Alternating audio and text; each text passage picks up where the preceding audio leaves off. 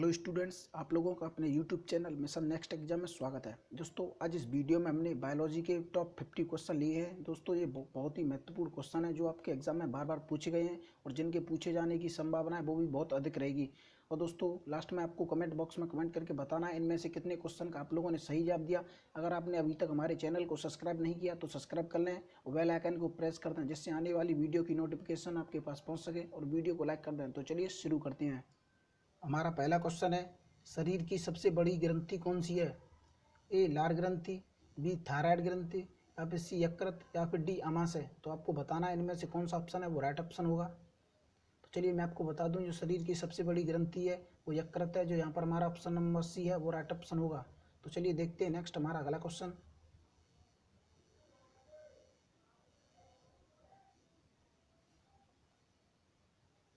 मनुष्य में मादा जनन अंग से किस हार्मोन का स्राव होता है? तो आपको बताना है इनमें से कौन सा ऑप्शन है वो राइट ऑप्शन होगा।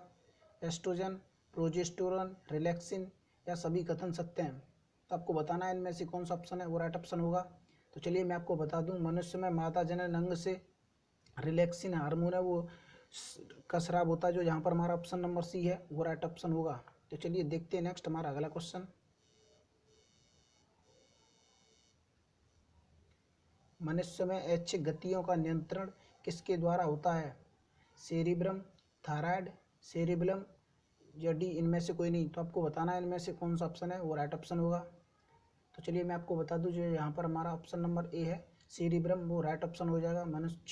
मनुष्य में ऐच्छिक गतियों का नियंत्रण है वो सेरिब्रम द्वारा होता है, जो यहाँ पर ऑप्शन ए है वो राइट ऑप्शन होगा। दोस्तों, ये क्वेश्चन बहुत मोस्ट इंपोर्टेंट क्वेश्चन है जो आपके एग्जाम में कई बार पूछा जा चुका है। ये हमने केवल इस वीडियो में वही क्वेश्चन लिए जो आपके एग्जाम में बार बार पूछे गए हैं। तो चलिए देखते हैं नेक्स्ट हमारा अगला क्वेश्चन।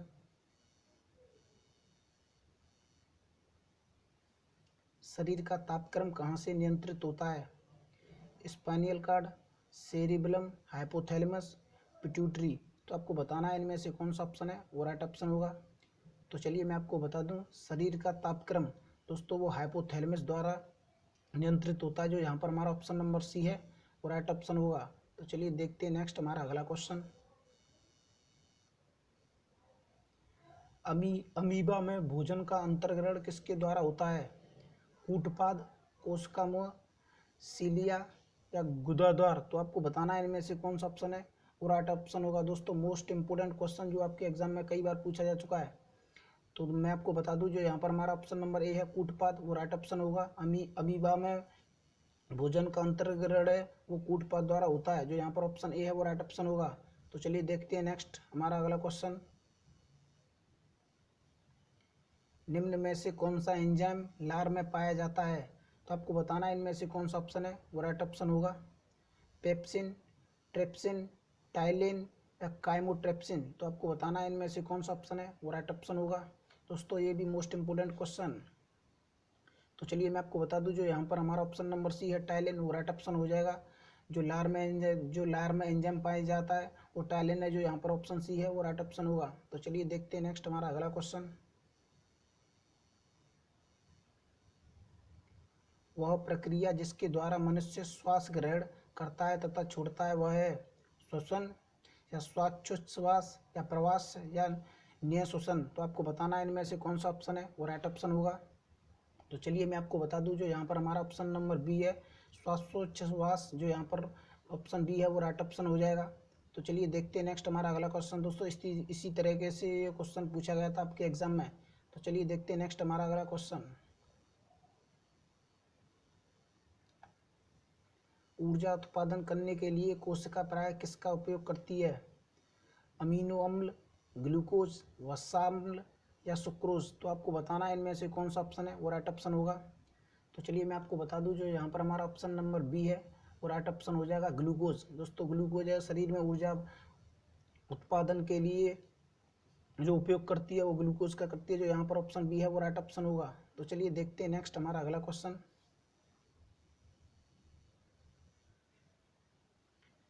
किस अभिक्रिया द्वारा पौधों में ऑक्सीजन बाहरी वातावरण से कोशिकाओं में पहुंचता है? ए किण्वन, या विसरण, दहन, या प्रकाश संश्लेषण। तो आपको बताना है इनमें से कौन सा ऑप्शन है राइट ऑप्शन होगा। दोस्तों, मोस्ट इंपोर्टेंट क्वेश्चन। तो चलिए मैं आपको बता दूं, जो यहाँ पर हमारा ऑप्शन नंबर बी है वो राइट ऑप्शन हो जाएगा। जो दहन विसरण अभिक्रिया द्वारा पौधों में ऑक्सीजन है वो बाहरी वातावरण से कोशिका में पहुंचता है, जो ऑप्शन बी है विसरण, वो राइट ऑप्शन हो जाएगा। तो चलिए देखते हैं नेक्स्ट हमारा अगला क्वेश्चन।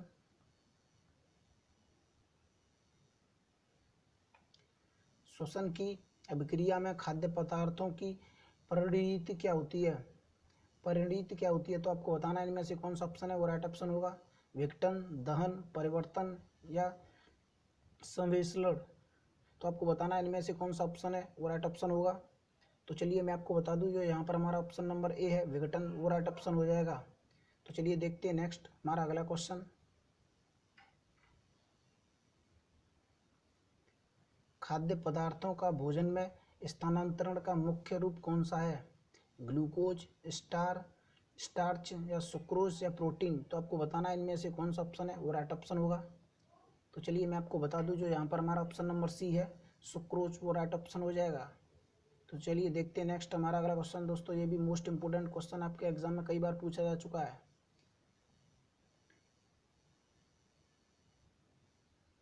हमारा अगला क्वेश्चन है, एक स्वस्थ मनुष्य का रक्तचाप होता है। Most important question. ए 90/60 या फिर बी 120/80 या फिर सी 200/130 या फिर डी 140/160। तो आपको बताना है इनमें से कौन सा ऑप्शन है वो राइट ऑप्शन होगा। तो चलिए मैं आपको बता दूं, जो यहाँ पर हमारा ऑप्शन नंबर बी है वो राइट ऑप्शन हो जाएगा 120/80। तो चलिए देखते हैं नेक्स्ट हमारा अगला क्वेश्चन।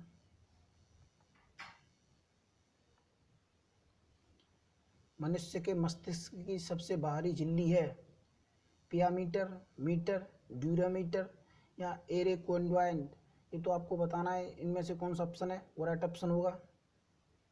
तो आपको बताना है इनमें से कौन सा ऑप्शन है वो राइट ऑप्शन होगा। तो चलिए मैं आपको बता दूं, जो यहाँ पर हमारा ऑप्शन नंबर सी है ड्यूरामीटर, वो राइट ऑप्शन होगा। तो चलिए देखते हैं नेक्स्ट हमारा अगला क्वेश्चन। दोस्तों ये भी मोस्ट इंपोर्टेंट क्वेश्चन है जो आपके एग्जाम में पूछा गया है। हमारा अगला क्वेश्चन, मनुष्य के सूंघने की क्षमता को नियंत्रित करता है ऑप्टिक पाली या ध्रुवीय दृढ़ पाली या सेरिबेलम या डी इनमें से कोई नहीं। तो आपको बताना है इनमें से कौन सा ऑप्शन है वो राइट ऑप्शन होगा। तो चलिए मैं आपको बता दूं, जो यहाँ पर हमारा ऑप्शन नंबर बी है ध्रुवीय पाली, जो ऑप्शन बी है वो राइट ऑप्शन होगा। तो चलिए देखते हैं नेक्स्ट हमारा अगला क्वेश्चन। मनुष्य में बुद्धि एवं चतुराई का केंद्र है सेरिबेलम, हाइपोथैलेमस, सेरिब्रम या स्पाइनल कॉर्ड। तो आपको बताना है इनमें से कौन सा ऑप्शन है वो राइट ऑप्शन होगा।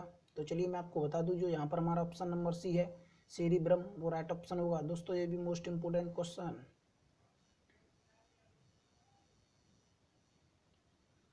रक्त में ग्लूकोज की मात्रा नियंत्रित करता है सेमिनोटॉक्सिन के कारण, ग्लूकाजन के कारण या ग्रेस्टिन के कारण या इंसुलिन के कारण। तो आपको बताना है इनमें से कौन सा ऑप्शन है वो राइट ऑप्शन होगा।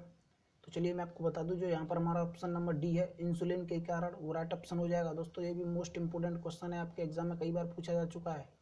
तो चलिए देखते हैं नेक्स्ट हमारा अगला क्वेश्चन। ऑक्सीजन है वसा, कार्बोहाइड्रेट, एंजाइम या हार्मोन। तो आपको बताना है इनमें से कौन सा ऑप्शन है वो राइट ऑप्शन होगा। दोस्तों मोस्ट इंपोर्टेंट क्वेश्चन आपके एग्जाम में पूछा जा चुका है। तो चलिए मैं आपको बता दूं, जो यहाँ पर हमारा ऑप्शन नंबर सी है एंजाइम, वो राइट ऑप्शन हो जाएगा। दोस्तों ऑक्सीजन है वो एंजाइम है, जो यहाँ पर ऑप्शन सी है वो राइट ऑप्शन होगा। तो चलिए देखते हैं नेक्स्ट हमारा अगला क्वेश्चन। जैव प्रक्रम के अंतर्गत कौन आता है? पोषण, उत्सर्जन, श्वसन या फिर सभी। तो आपको बताना है इनमें से कौन सा ऑप्शन है वो राइट ऑप्शन हो जाएगा। तो चलिए मैं आपको बता दूं, जो यहाँ पर हमारा ऑप्शन नंबर डी है वो राइट ऑप्शन होगा। पोषण, श्वसन एवं उत्सर्जन और श्वसन जैव प्रक्रम के अंतर्गत आते हैं, जो ऑप्शन नंबर डी है हमारा वो राइट ऑप्शन होगा। तो चलिए देखते हैं नेक्स्ट हमारा अगला क्वेश्चन। गोबर छत्ता किसके अंतर्गत आता है? दोस्तों मोस्ट इंपोर्टेंट क्वेश्चन आपके ग्रुप डी के एग्जाम में पूछा गया है। दोस्तों इसके आने की संभावना है वो भी बहुत अधिक रहेगी। तो आपको बताना है इनमें से कौन सा ऑप्शन है वो राइट ऑप्शन होगा। परजीवी, स्वपोषी, मृतजीवी या पराशरणी। तो आपको बताना है इनमें से कौन सा ऑप्शन है वो राइट ऑप्शन होगा। तो चलिए मैं आपको बता दूं, जो यहाँ पर हमारा ऑप्शन नंबर सी है मृतजीवी, वो राइट ऑप्शन हो जाएगा। तो चलिए देखते हैं नेक्स्ट हमारा अगला क्वेश्चन।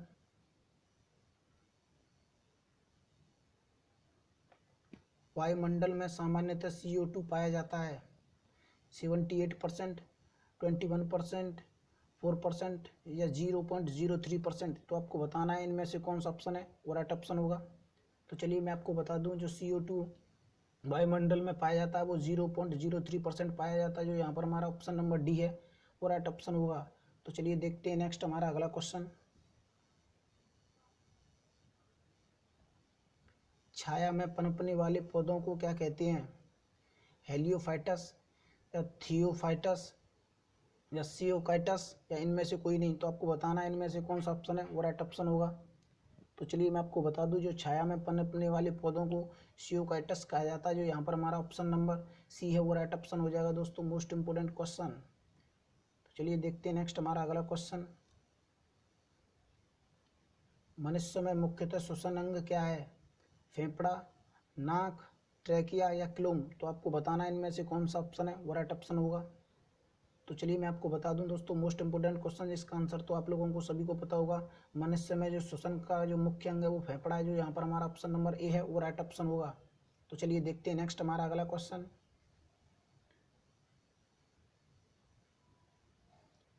निम्न में से कौन सी बीमारी श्वसन तंत्र से संबंधित है?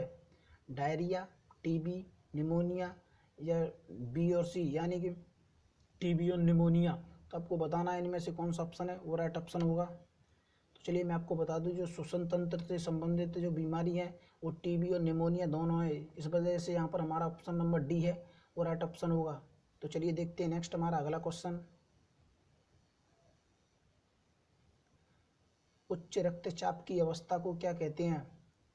हाइपोटेंशन, पक्षाघात या हाइपरटेंशन या इनमें से कोई नहीं। तो आपको बताना है इनमें से कौन सा ऑप्शन है वो राइट ऑप्शन होगा। तो चलिए मैं आपको बता दूं, उच्च रक्तचाप यानी कि हाइपर टेंशन, यहाँ पर हमारा ऑप्शन नंबर सी है वो राइट ऑप्शन होगा दोस्तों। Most important question. तो चलिए देखते हैं नेक्स्ट हमारा अगला क्वेश्चन। मछलियों में उत्सर्जी पदार्थ क्या है? एमिनो अम्ल, यूरिक अम्ल, यूरिया, अमोनिया। तो आपको बताना है इनमें से कौन सा ऑप्शन है वो राइट ऑप्शन होगा। तो चलिए मैं आपको बता दूं, मछलियों में उत्सर्जी पदार्थ है वो अमोनिया, जो यहाँ पर हमारा ऑप्शन नंबर डी है वो राइट ऑप्शन होगा दोस्तों। मोस्ट इंपोर्टेंट क्वेश्चन, जो भी आपके एग्जाम में कई बार पूछा जा चुका है। तो चलिए देखते हैं नेक्स्ट हमारा अगला क्वेश्चन। हमारा अगला क्वेश्चन है, पौधों में आवश्यकता से अधिक जल किस प्रक्रिया द्वारा बाहर निकाले जाते हैं? अवशोषण, वाष्पोत्सर्जन, उत्सर्जन, प्रकाश संश्लेषण। तो आपको बताना है इनमें से कौन सा ऑप्शन है वो राइट ऑप्शन होगा। तो चलिए मैं आपको बता दूं, जो यहाँ पर हमारा ऑप्शन नंबर बी है वाष्पोत्सर्जन वो राइट ऑप्शन होगा दोस्तों। ये भी मोस्ट इंपोर्टेंट क्वेश्चन जो आपके एग्जाम में पूछा गया है। तो चलिए देखते हैं नेक्स्ट हमारा अगला क्वेश्चन। निम्न में से किसे प्रकाश संश्लेषी अंगक कहते हैं? पत्ती, हरितलवक, स्टोमाटा या जड़। तो आपको बताना है इनमें से कौन सा ऑप्शन है वो राइट ऑप्शन होगा। तो चलिए मैं आपको बता दूं, जो यहाँ पर हमारा ऑप्शन नंबर ए है पत्ती वो राइट ऑप्शन हो जाएगा। तो चलिए देखते हैं नेक्स्ट हमारा अगला क्वेश्चन।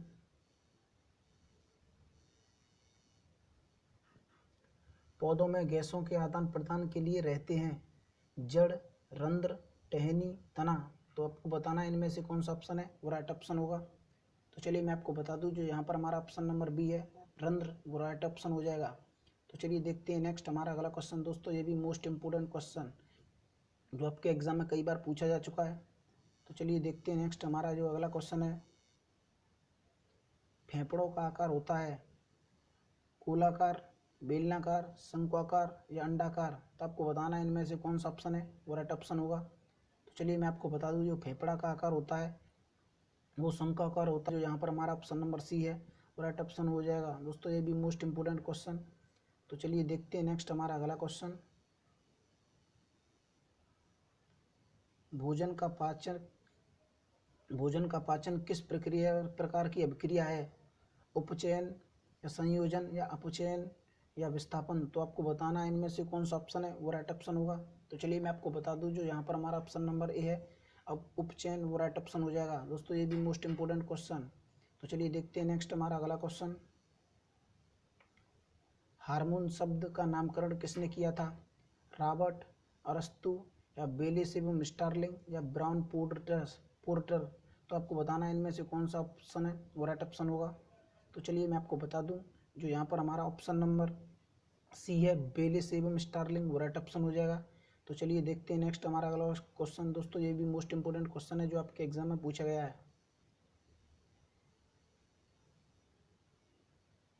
पृथक्करण का नियम किसने दिया था? एरिस्टियस, डार्विन, मेंडल या बेबिलियन? तो आपको बताना है इनमें से कौन सा ऑप्शन है वो राइट ऑप्शन होगा। तो चलिए मैं आपको बता दूं, जो यहाँ पर हमारा ऑप्शन नंबर सी है, मेंडल, वो राइट ऑप्शन हो जाएगा। दोस्तों ये भी मोस्ट इंपोर्टेंट क्वेश्चन है। तो चलिए देखते हैं नेक्स्ट हमारा अगला क्वेश्चन।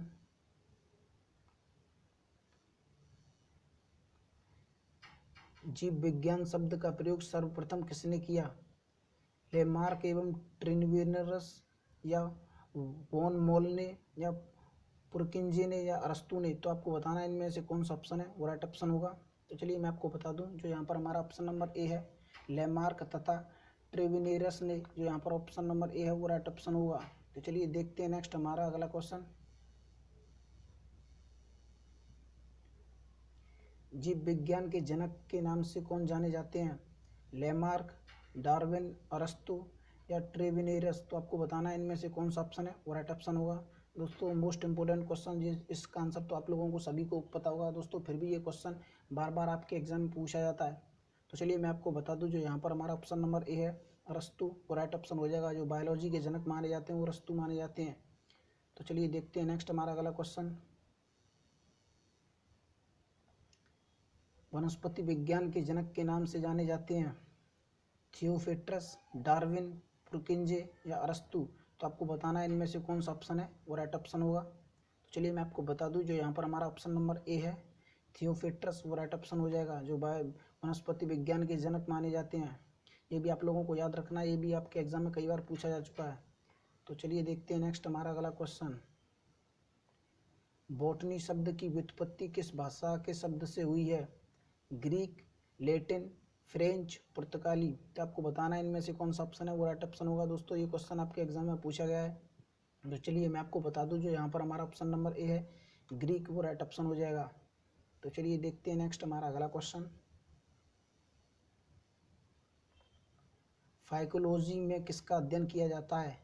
कवक, शैवाल, विषाणु या ये सभी? तो आपको बताना है इनमें से कौन सा ऑप्शन है वो राइट ऑप्शन हो जाएगा। दोस्तों ये भी मोस्ट इंपोर्टेंट क्वेश्चन। तो चलिए मैं आपको बता दूं, जो यहाँ पर हमारा ऑप्शन नंबर बी है, शैवाल, वो राइट ऑप्शन हो जाएगा। तो चलिए देखते हैं नेक्स्ट हमारा अगला क्वेश्चन।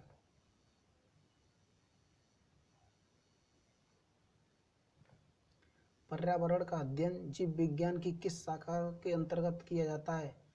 वर्ग की, आनुवंशिकी, कार्य की या पारिस्थितिकी? तो आपको बताना है इनमें से कौन सा ऑप्शन है वो राइट ऑप्शन होगा। तो चलिए मैं आपको बता दूं, जो यहाँ पर हमारा ऑप्शन नंबर डी है, पारिस्थितिकी, वो राइट ऑप्शन होगा। तो चलिए देखते हैं नेक्स्ट हमारा अगला क्वेश्चन। डेंड्रोलॉजी का संबंध है पौधों के अध्ययन से, पुष्पों के अध्ययन से, झाड़ियों के अध्ययन से या वृक्षों के अध्ययन से? तो आपको बताना है इनमें से कौन सा ऑप्शन है वो राइट ऑप्शन होगा। दोस्तों ये क्वेश्चन आपके एग्जाम में पूछा जा चुका है। तो आपको बताना है इनमें से कौन सा ऑप्शन है वो राइट ऑप्शन होगा। तो चलिए मैं आपको बता दूं, जो डेंड्रोलॉजी है वो झाड़ियों के अध्ययन से संबंधित है। जो यहाँ पर हमारा ऑप्शन नंबर सी है वो राइट ऑप्शन होगा। तो चलिए देखते हैं नेक्स्ट हमारा अगला क्वेश्चन। पुष्पों का अध्ययन कहलाता है एग्रेस्टोनोलॉजी या फिनोलॉजी या एंथोलॉजी या इनमें से कोई नहीं? तो आपको बताना है इनमें से कौन सा ऑप्शन है वो राइट ऑप्शन होगा। तो चलिए मैं आपको बता दूं, जो पुष्पों का अध्ययन है वो एंथोलॉजी कहलाता है। जो यहाँ पर हमारा ऑप्शन नंबर सी है वो राइट ऑप्शन होगा। तो चलिए देखते हैं नेक्स्ट हमारा अगला क्वेश्चन।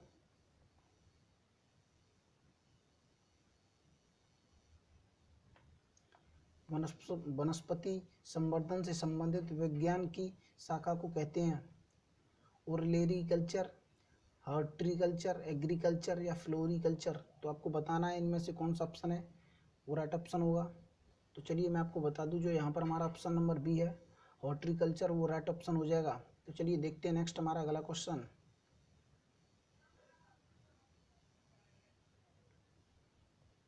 स्पर्मोलॉजी में किसका अध्ययन किया जाता है? परागकण, बीज, फल या पत्ती? तो आपको बताना है इनमें से कौन सा ऑप्शन है वो राइट ऑप्शन हो जाएगा। स्पर्मोलॉजी। तो चलिए मैं आपको बता दूं, जो यहाँ पर हमारा ऑप्शन नंबर बी है, बीज, वो राइट ऑप्शन हो जाएगा।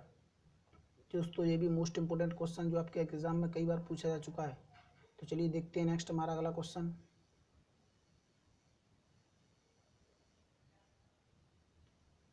एग्रोस्टोलॉजी में किसका अध्ययन किया जाता है?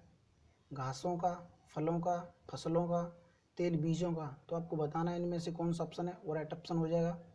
तो चलिए मैं आपको बता दूं, जो यहाँ पर हमारा ऑप्शन नंबर ए है, घासों का, वो राइट ऑप्शन हो जाएगा। जो एग्रोस्टोलॉजी में अध्ययन किया जाता है वो घासों का किया जाता है। तो चलिए देखते हैं नेक्स्ट हमारा अगला क्वेश्चन। दोस्तों ये सब आपको याद रखना है कि किसके अध्ययन को क्या कहा जाता है। ये आपके एग्जाम में इससे रिलेटेड एक क्वेश्चन बनेगा ही बनेगा। तो चलिए देखते हैं नेक्स्ट हमारा अगला क्वेश्चन। पीडोलॉजी में किसका अध्ययन किया जाता है? भूमि का, फलों का, चट्टानों का या पौधों का। तो आपको बताना है इनमें से कौन सा ऑप्शन है, वो राइट ऑप्शन हो जाएगा। तो चलिए मैं आपको बता दूं, पीडोलॉजी में भूमि का अध्ययन किया जाता है। जो यहाँ पर हमारा ऑप्शन नंबर ए है वो राइट ऑप्शन होगा। तो चलिए देखते हैं नेक्स्ट हमारा अगला क्वेश्चन।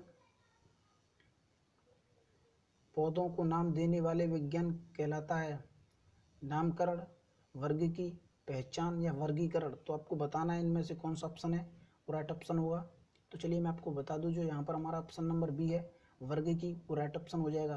तो चलिए देखते हैं नेक्स्ट हमारा अगला क्वेश्चन। निम्नलिखित में से किसे वर्गीकी का पितामह कहा जाता है? एंगलर, लीनियस, अरस्तु या लेमार्क। तो आपको बताना है इनमें से कौन सा ऑप्शन है, वो राइट ऑप्शन होगा। तो चलिए मैं आपको बता दूं, जो वर्गीकी का पितामह कहा जाता है वो लीनियस को कहा जाता है। जो यहाँ पर हमारा ऑप्शन नंबर बी है वो राइट ऑप्शन होगा। तो चलिए देखते हैं नेक्स्ट हमारा अगला क्वेश्चन।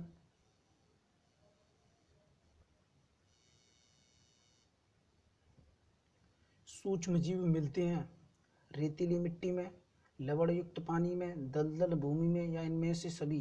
तो बताना है इन सभी में। तो आपको बताना है इनमें से कौन सा ऑप्शन है, वो राइट ऑप्शन होगा।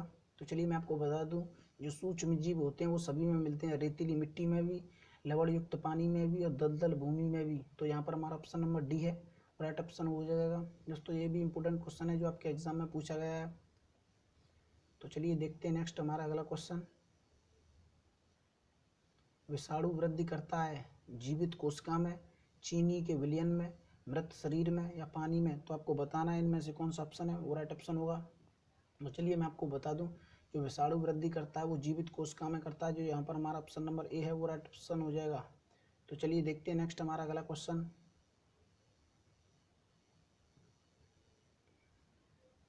साबूदाना किसके द्वारा बनाया जाता है? पाइनस, सीड्रस या जूनिपेरस या साइकस। तो आपको बताना है इनमें से कौन सा ऑप्शन है, वो राइट ऑप्शन होगा। दोस्तों ये भी मोस्ट इंपोर्टेंट क्वेश्चन जो आपके एग्जाम में पूछा गया है। चलिए मैं आपको बता दूं, जो साबूदाना बनाया जाता है वो साइकस द्वारा बनाया जाता है। जो यहाँ पर हमारा ऑप्शन नंबर डी है वो राइट ऑप्शन होगा। तो चलिए देखते हैं नेक्स्ट हमारा आज का लास्ट क्वेश्चन। फलों का अध्ययन कहलाता है? फिनोलॉजी, पोमोलॉजी, एग्रोस्टोलॉजी या एंथोलॉजी। तो आपको बताना है इनमें से कौन सा ऑप्शन है, वो राइट ऑप्शन होगा। और दोस्तों आप लोगों ने अब बताना है कि कितने क्वेश्चन का आप लोगों ने इनमें से सही जवाब दिया। अगर आप लोगों ने हमारे चैनल को अभी तक सब्सक्राइब नहीं किया तो सब्सक्राइब कर लें और बेल आइकन को प्रेस कर दें, जिससे आने वाली वीडियो की नोटिफिकेशन आपके पास पहुंच सके। और दोस्तों वीडियो को लाइक कर दें। तो चलिए मैं आपको बता दूं, जो फलों का अध्ययन कहलाता है वो पोमोलॉजी कहा जाता है। जो यहाँ पर हमारा ऑप्शन नंबर बी है वो राइट ऑप्शन हो जाएगा। दोस्तों मैं आपसे बार बार कह रहा हूँ, ये सब आपको याद रखने हैं कि किसके अध्ययन को क्या कहते हैं। ये इनसे रिलेटेड एक क्वेश्चन आपके एग्जाम में बनेगा ही बनेगा। तो चलिए दोस्तों मिलते हैं नेक्स्ट वीडियो में, तब तक के लिए जय हिंद।